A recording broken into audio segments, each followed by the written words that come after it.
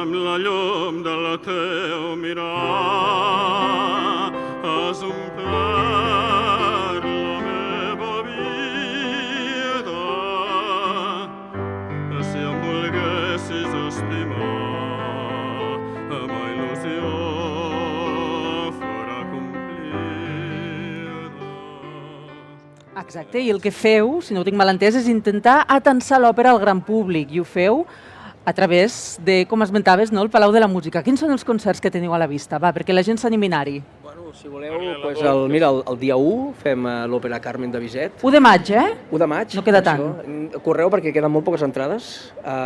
Carmen de Bizet i automàticament després, el 4 de maig, fem la gran obra Traviata, amb aquesta història d'amor que tothom coneix i que no us podeu perdre també, 4 de maig.